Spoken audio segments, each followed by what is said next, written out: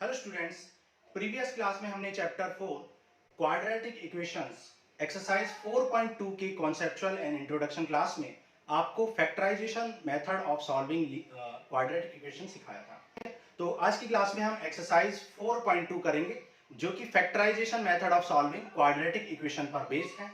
तो स्टार्ट करते हैं एक्सरसाइज 4.2 क्वेश्चन नंबर 1। देखो क्वेश्चन नंबर 1 में कह रहा है find the roots of the following quadratic equation by factorization.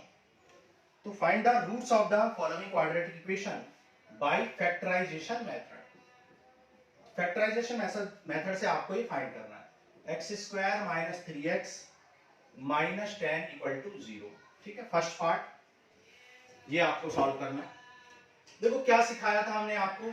सबसे पहले आप यहाँ 1 और 10 के 1 मतलब एक्स स्क्वायर के कोफिशिएंट और 10 को मल्टीप्लाई करेंगे, यानी a और c को मल्टीप्लाई।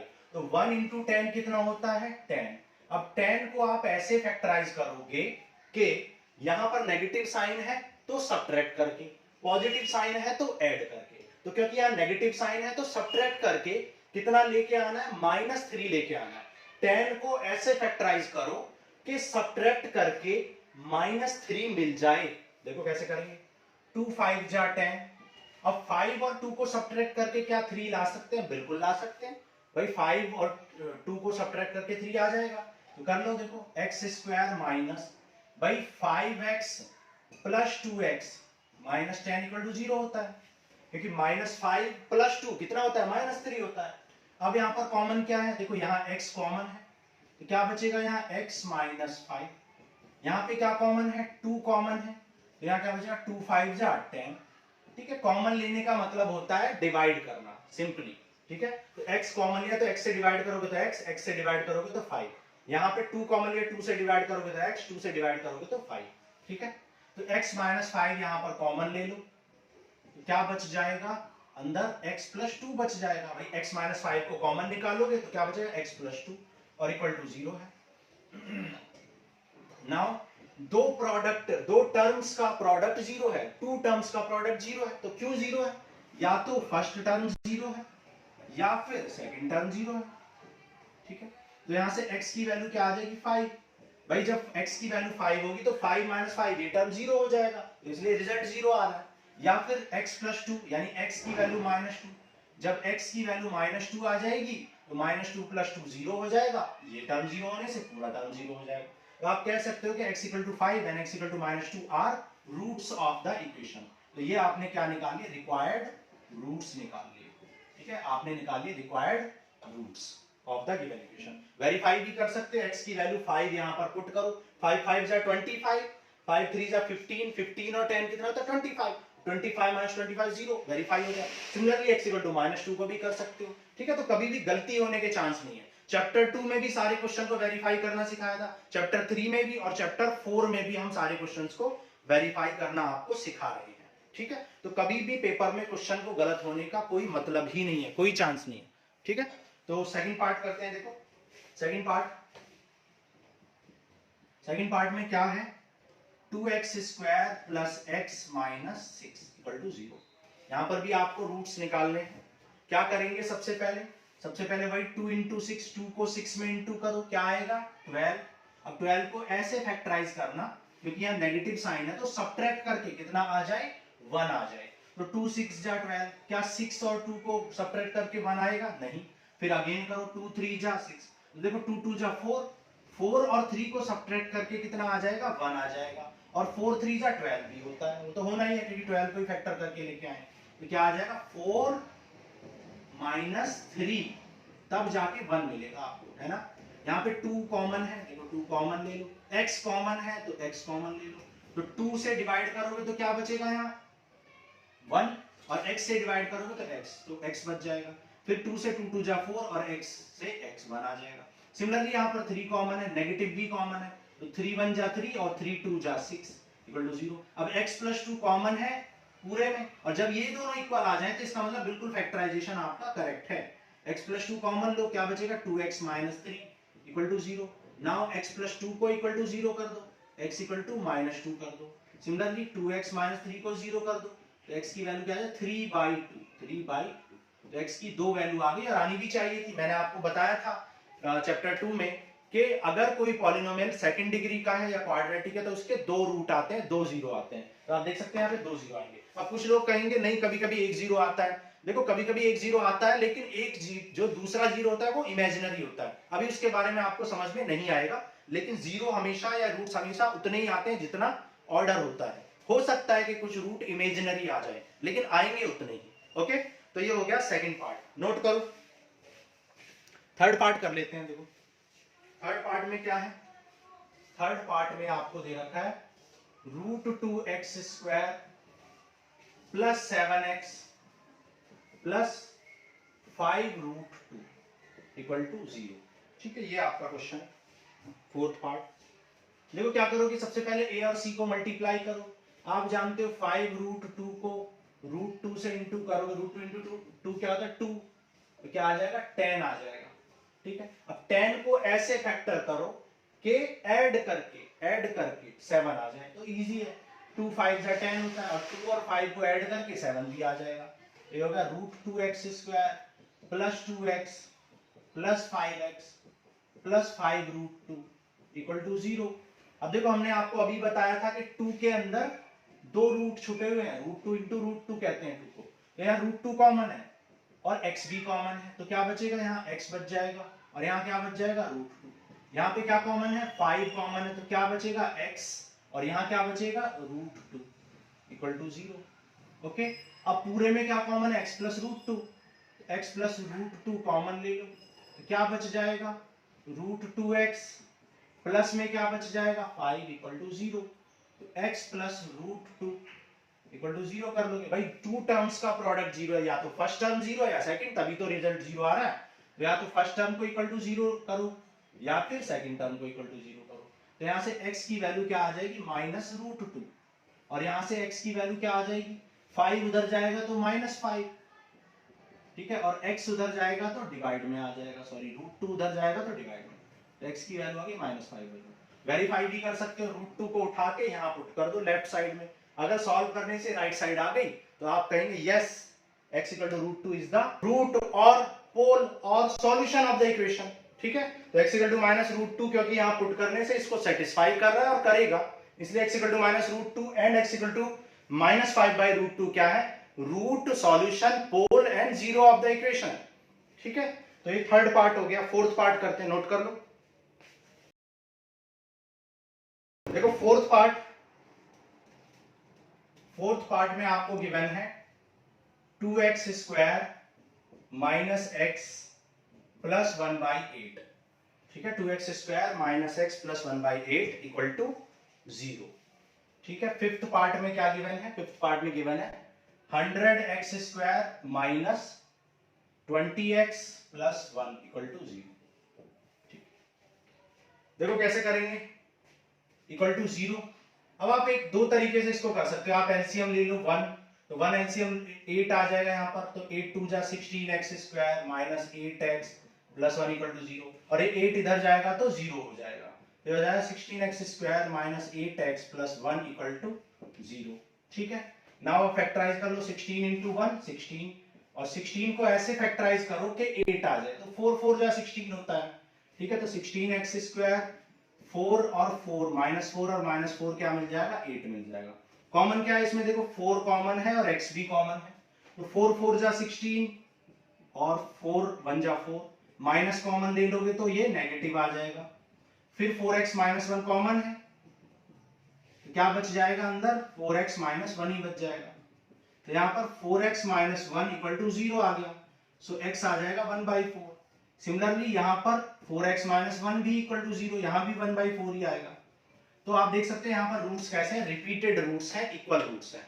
ठीक है, नेक्स्ट करते हैं। देखो फिफ्थ पार्ट में आपको 100 इंटू 1 क्या आ जाएगा 100, और 100 को ऐसे फैक्टराइज करना है कि 20 आ जाए, तो सिंपल है, तो 10 इंटू 10 20, और 10 प्लस 10 क्या होता है 20, और 10 इंटू 10 100 होता है। तो यहाँ पर कॉमन क्या, देखो 10 कॉमन है और x भी कॉमन है, 10 10 जा 100 और 10x बाहर आ गया तो 1, माइनस कॉमन ले लो, तो 10x - 1 इक्वल टू 0। अब इस पूरे में क्या कॉमन है 10x minus one, 10x minus one common है, तो क्या बच जाएगा 10x minus one equal to 0। ठीक है, तो यहां से again 10x minus one equal to 0 या फिर 10x minus one equal to 0। तो यहां से आ जाएगा x इक्वल टू 1/10 और यहां से भी आ जाएगा x equal to 1/10। Minus one इधर जाएगा तो प्लस वन और 10 डिवाइड में, तो x इक्वल टू 1/10। तो जब आप इनको वेरीफाई करना चाहें तो x की वैल्यू 1/10 क्वेश्चन में पुट कर दो। अगर लेफ्ट में पुट करने से राइट साइड आ जाए तो आप कहेंगे yes this is the zero pole solution and root of the equation, कुछ भी बोल सकते हैं। सिमिलरली इसको भी चेक कर सकते हो सारे क्वेश्चंस में। तो वेरिफिकेशन हम सारे क्वेश्चंस का करते हुए चल रहे हैं। तो फिफ्थ पार्ट हो गया, क्वेश्चन नंबर 2 करते हैं, नोट करो।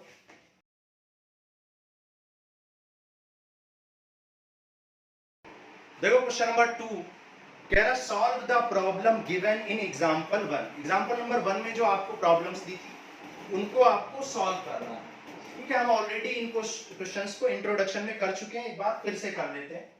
ठीक है, क्वेश्चन नंबर 2, तो वहां पर हमने दो इक्वेशंस निकाली थी, x² माइनस 45x प्लस 324, और दूसरी इक्वेशन आपने सेकंड पार्ट में आपने निकाली थी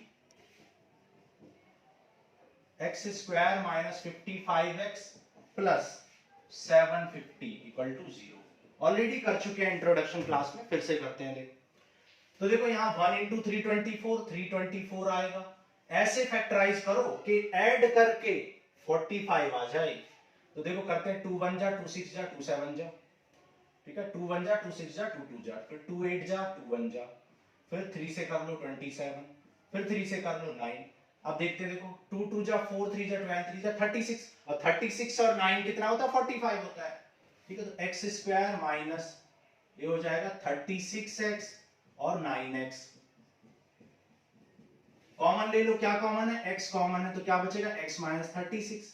यहां पर 9 कॉमन ले लो, माइनस भी कॉमन ले लो, तो यहां माइनस बचेगा, प्लस में से एक माइनस निकाल लिया तो माइनस बचेगा, और 9 3 जा 27, 9 6 जा 54। अब x माइनस 36 कॉमन है दोनों में, तो क्या बचेगा x माइनस 9 बच जाएगा। अब दो टर्म का प्रोडक्ट जीरो है, तो या तो फर्स्ट टर्म जीरो होगा या सेकंड टर्म जीरो होगा, तभी तो जीरो हुआ है। तो x की वैल्यू या तो 36 आएगी या फिर x की वैल्यू कितनी आएगी 9 आएगी। तो यहाँ पे हमें फैक्टराइज करना था, फैक्टराइज कर लिया। अब देखो सेकंड पार्ट को करते हैं फैक्टराइज। सेकंड पार्ट में क्या बोला है x²।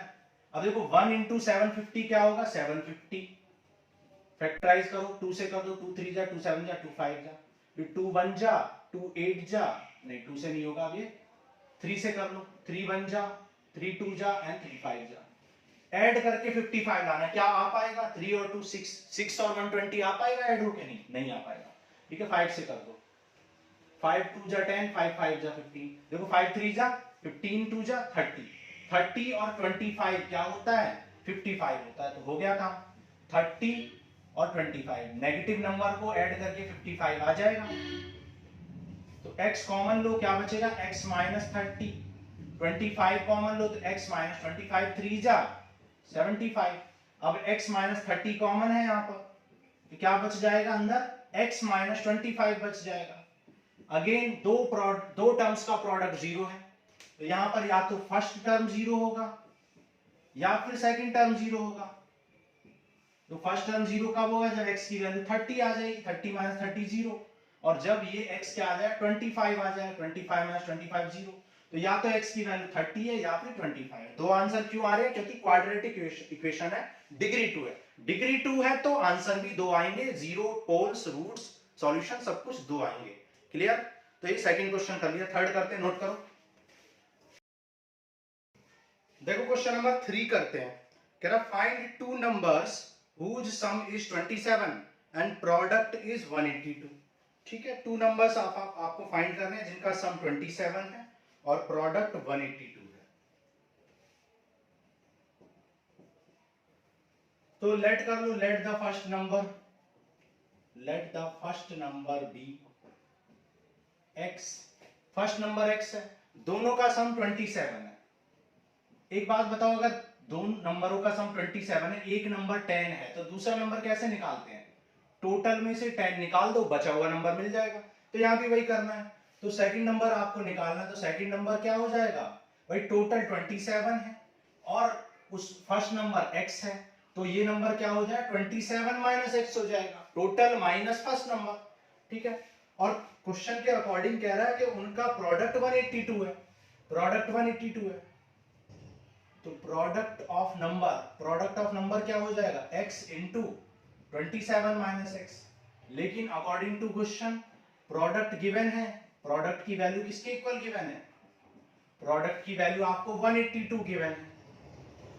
तो ये सॉल्व कर लो, ये हो जाएगा माइनस एक्स स्क्वायर और 27x equal to 182। X square को पॉजिटिव बनाने के लिए राइट साइड में ले आओ, x square minus 27x plus 182 equal to 0। अब इक्वल टू 0 लेफ्ट में लिखो या फिर यहां लिखो, बात तो इक्वल टू 0 ही है।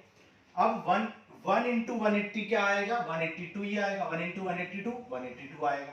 182 को ऐसे फैक्टर करो कि प्लस है यहाँ पर तो ऐड करके 27 आ जाए।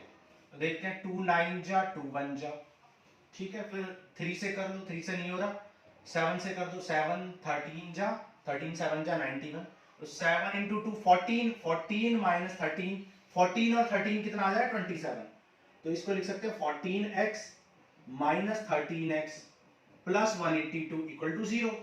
क्या कॉमन है यहाँ पर, x कॉमन है, तो क्या बचेगा x माइनस 14, और यहाँ क्या कॉमन है, अब देखो बीच में हमें नेगेटिव लाना है, तो इसमें से भी एक नेगेटिव निकालना पड़ेगा, तभी तो यहाँ नेगेटिव आएगा। तो 13x माइनस 13 1 जा और 13 4 जा 42, ठीक है 52 sorry.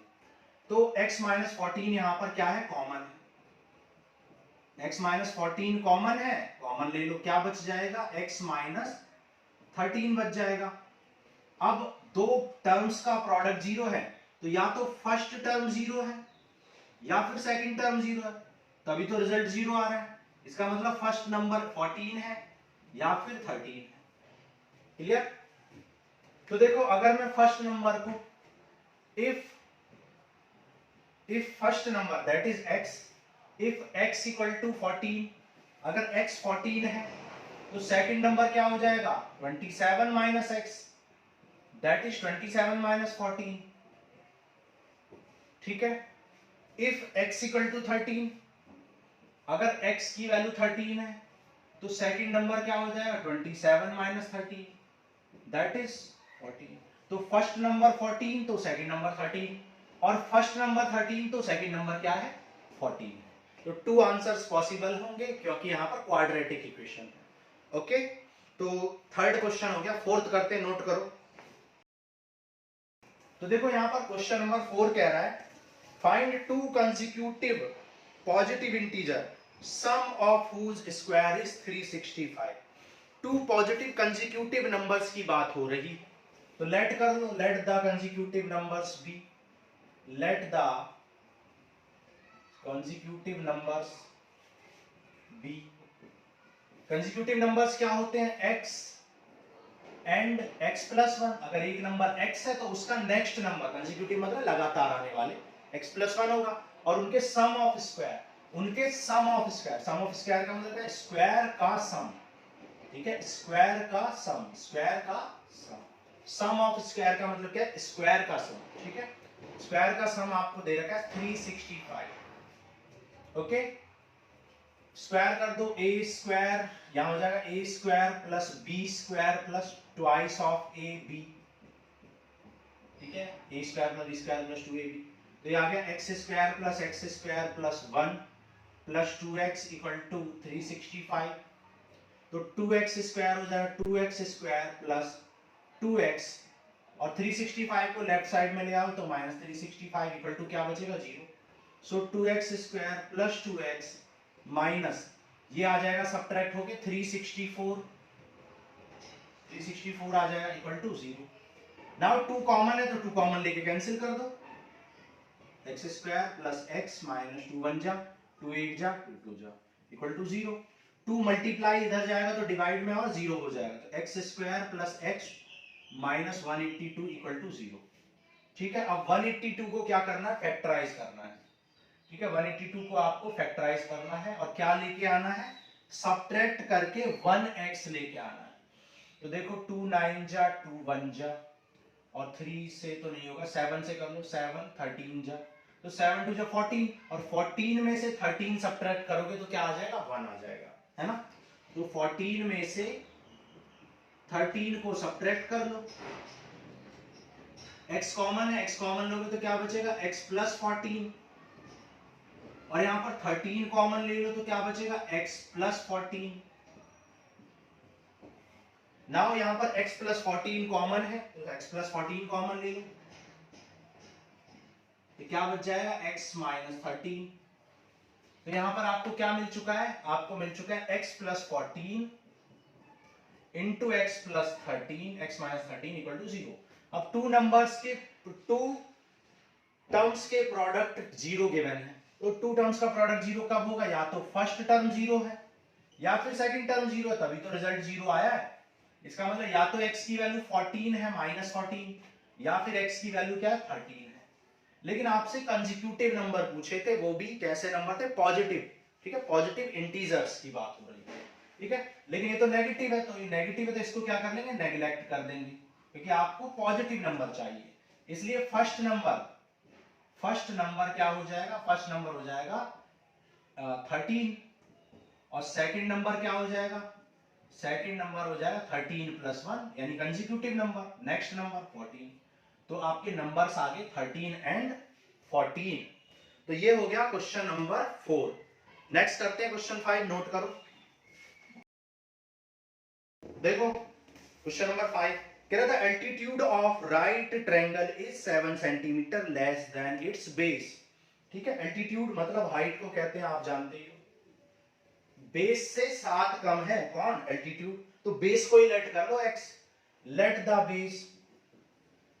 The base of triangle be x। मान लो x है आपका क्या, x सेंटीमीटर आपका क्या है, बेस है। तो बेस को आपने क्या लेट कर लिया, x लेट कर लिया, और कह रहा है altitude that is height 7 centimetre कम है। तो हाइट कितनी हो जाएगी, x में से 7 कम कर दो, माइनस कर दो, तो हाइट अब क्या हो जाएगी, हाइट कह लो या एल्टीट्यूड कह लो, हाइट ऑफ ट्रायंगल क्या हो जाए, x माइनस 7 सेंटीमीटर हो जाएगी। अगर आप हाइट को x लेट करते तो बेस क्या हो जाता है, x प्लस 7, क्योंकि हाइट 7 कम है, इसका मतलब क्या, बेस 7 ज्यादा है। तो अगर आप इसको x करोगे तो x प्लस 7 हो जाएगा, है ना। ये बात आपको समझनी चाहिए। If the hypotenuse is 13 centimetre, hypotenuse आपको 13 सेंटीमीटर गिवन है, ठीक है। Find the other two sides, other two sides आपको निकालनी है। अब बाय पाइथागोरस थ्योरम, भाई पाइथागोरस थ्योरम आप जानते हो, आप जानते हो कि हाइपोटेन्यूज का स्क्वायर इक्वल होता है, या परपेंडिकुलर का स्क्वायर, परपेंडिकुलर क्या है, AC, बेस का स्क्वायर, परपेंडिकुलर और बेस के स्क्वायर का सम किसके इक्वल होता है, हाइपोटेन्यूज के स्क्वायर के इक्वल होता है ना। अगर ये परपेंडिकुलर है, ये बेस है, और ये हाइपोटेन्यूज है, तो परपेंडिकुलर का स्क्वायर प्लस बेस का स्क्वायर हाइपोटेन्यूज स्क्वायर के इक्वल होता है, ठीक है। हाइपोटेन्यूज क्या है, BC। तो AC कितना गिवन है, AC है आपका x माइनस 7, AB x है और BC 13 है। स्क्वायर कर दो, a square plus b square minus 2ab, तो 2 into a into b plus x square equal to 13 का स्क्वायर 169। अब देखो x स्क्वायर और x स्क्वायर क्या आ जाएगा, 2x स्क्वायर आ जाएगा। 7 2 जा 14, 14x प्लस 49, और ये 69 इधर आएगा तो नेगेटिव में हो जाएगा, ठीक है। तो 2x square minus 14x subtract कर लोगे तो माइनस 120 आ जाएगा। 2 कॉमन है, 2 कॉमन लेके कैंसिल कर दो, x square minus 7x minus 60 equal to 0। 2 इधर जाएगा तो 0 हो जाएगा, ये क्या बचेगा, x square minus 7x minus 60 equal to 0। Now इसको आप फैक्टराइज कर लो, 60 1 इंटू 60 को ऐसे फैक्टराइज करो कि सब्ट्रैक्ट करके नेगेटिव साइन है 7 आ जाए। तो देखते हैं 30 आ गया, क्या 30 और 2 को सब्ट्रैक्ट करके आएगा 7, नहीं। 15 और 4 को करके आएगा, नहीं। 3 से कर लो, 3 5 जा, तो देखो 3 2 जा 6, आपको 7 लेके आना है, तो 3 2 जा 6 2 जा 12, और 12 और 5 को सब्ट्रैक्ट करके 7 आ जाएगा, है ना। तो 12 और 7, -12 प्लस 7 क्या आ जाएगा, सॉरी -12 प्लस 5 क्या आ जाएगा, 7 आ जाएगा। कॉमन ले लो, क्या कॉमन है यहाँ पर, x, x कॉमन लोगे तो क्या बचेगा, x -12, और यहाँ पर 5 कॉमन लोगे तो क्या बचेगा, x -12। x -12 कॉमन है दोनों में, भाई x -12 दोनों में कॉमन है, तो क्या बच जाएगा, x प्लस 5 बच जाएगा अंदर, x प्लस 5। नाउ x -12 को 0 के इक्वल कर लो, x कितना आ जाएगा, 12 आ जाएगा, ठीक है, और यहां से x कितना आ जाएगा, -5, ठीक है। तो x की वैल्यू -5 को नेग्लेक्ट कर देंगे, क्यों, क्योंकि साइड आपकी नेगेटिव नहीं हो सकती है ना, साइड पॉजिटिव होगी। तो बेस को हमने क्या लेट किया था, बेस आपने लेट किया था x सेंटीमीटर, और x की वैल्यू आ चुकी है 12, तो 12 सेंटीमीटर। और altitude that is height, altitude क्या था, x -7, यानी 7 कम, तो 12 - 7 कितना हो जाए, 5 सेंटीमीटर। तो एल्टीट्यूड और हाइट हमने निकाल लिया, और हाइपोटेन्यूज ऑलरेडी हमें पता था। क्लियर है, तो ये 5 नंबर क्वेश्चन हो गया। 6 करते हैं, नोट करो। देखो क्वेश्चन नंबर 6 करते हैं, कह रहा है cottage industry produces certain number of pottery articles in it day. ठीक है, ऐसा क्वेश्चन हम पहले भी कर चुके हैं एक्सरसाइज 4.1 की कॉन्सेप्चुअल एंड इंट्रोडक्शन क्लास में, एग्जांपल नंबर 2 था। कह रहा है it was observed on a particular day में ऑब्जर्व किया गया that the cost of production of each article की जो प्रोडक्शन कॉस्ट है 3 more than twice the number of article produce per day है। पर डे जितने आर्टिकल प्रोड्यूस होते हैं उससे डबल से भी 3 ज्यादा क्या है, कॉस्ट ऑफ ईच आर्टिकल है। If the total cost of the production on that day is 90, और किसी दिन जो टोटल कॉस्ट है 90 है, find the number of article produced and cost of each article। तो जो चीज पूछी जाती है उसे हम लेट कर लेते हैं, जैसा कि मैं पहले भी बता चुका हूं वर्ड प्रॉब्लम्स में। तो let the number of article, number of articles, let the number of articles and cost of each article